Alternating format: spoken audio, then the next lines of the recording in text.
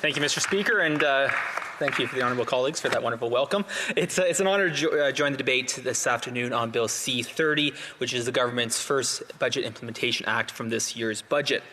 When I approach legislation that comes before the House of Commons, my first priority is always to look to see how this impacts the people, the families, the communities, and the businesses located within my riding of Perth, Wellington. What I also look for when I review these pieces of legislation is what might be missing.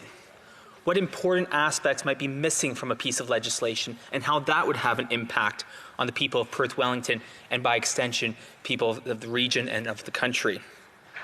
There is no question that COVID-19 has had a significant and ongoing impact on our communities, on individuals, on their health, and on their lives.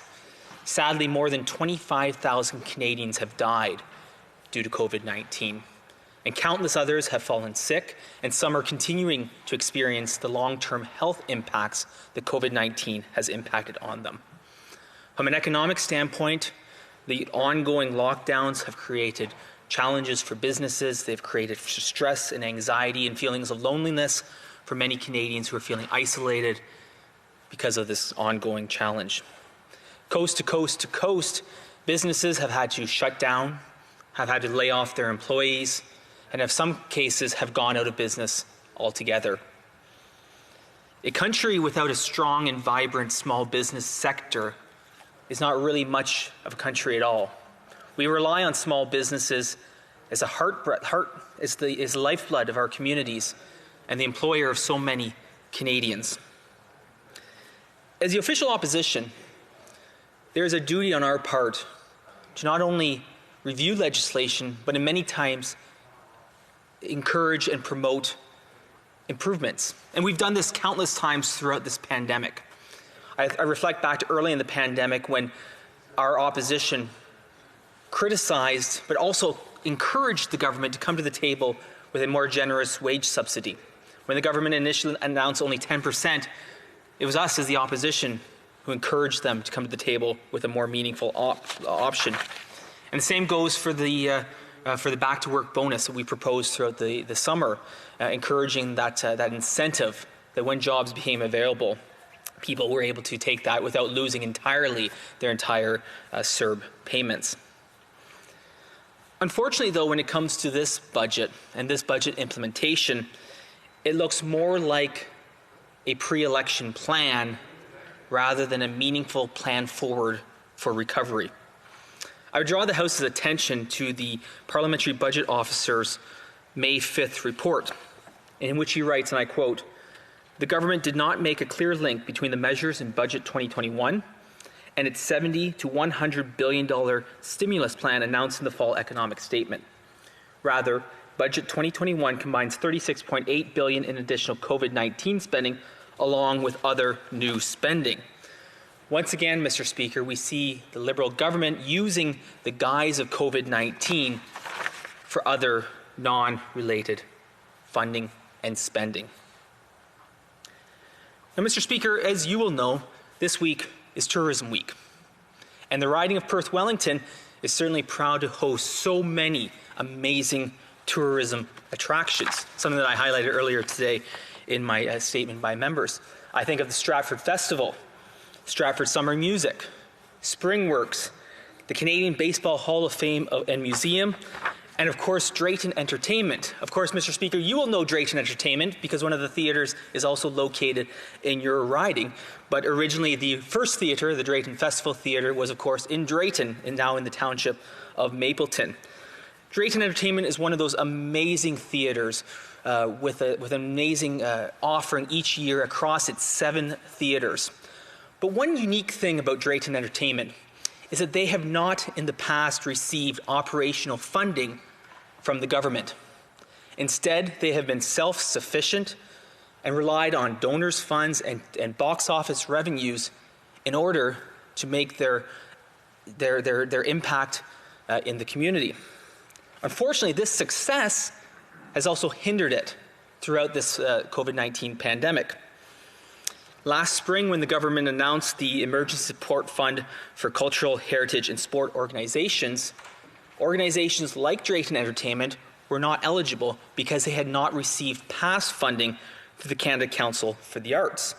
This is an issue that I raised in this House early in the pandemic in the Special Committee on COVID-19, and sadly, those issues have not yet been addressed. In fact, going forward in this budget, we saw another commitment to the Recovery Fund for Arts, Culture, and Sports sector.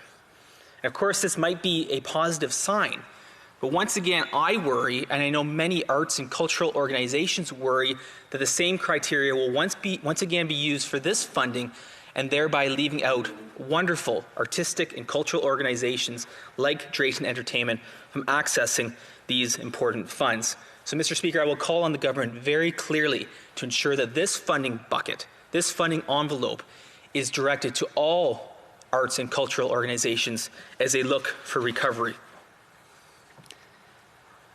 Mr. Speaker, another concern that we've had with the government spending on COVID-19 relief is the impact on new businesses.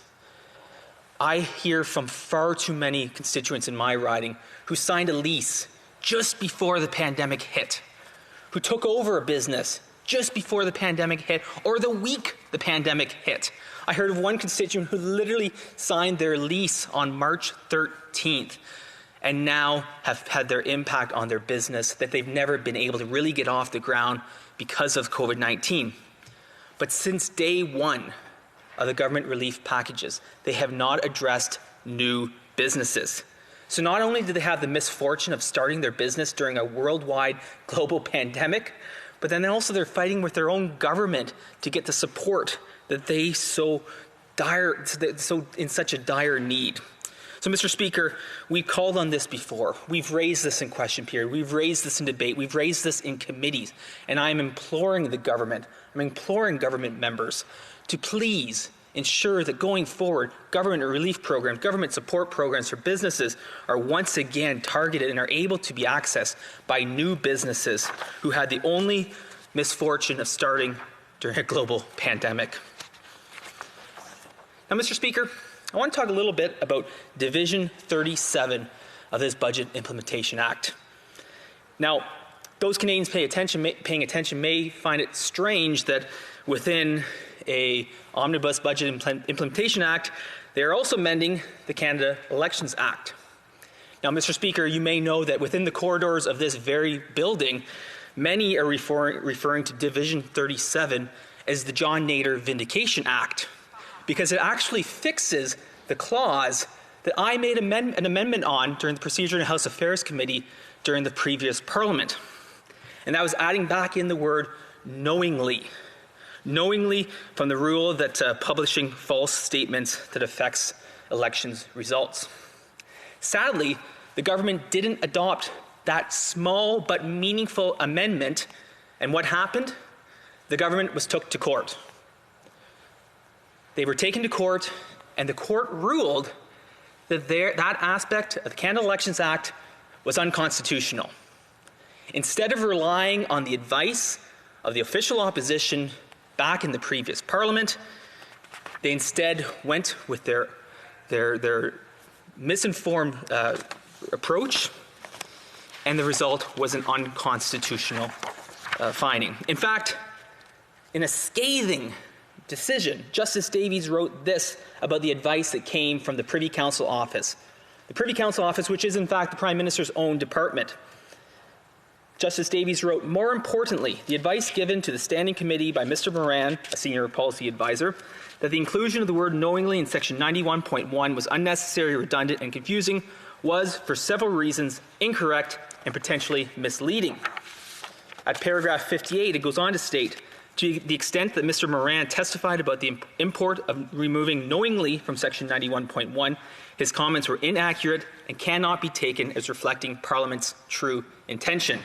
Now, Mr. Speaker, in the other place, Senator Batters tried to hold the Minister, the President of the Privy Council, to task on this matter, but he refused to take responsibility and refused to hold his own department accountable for the misinformation that their public servants provided and resulted in an unconstitutional finding by the courts. So, Mr. Speaker, I see that my time is running low, but I want to say this very clearly.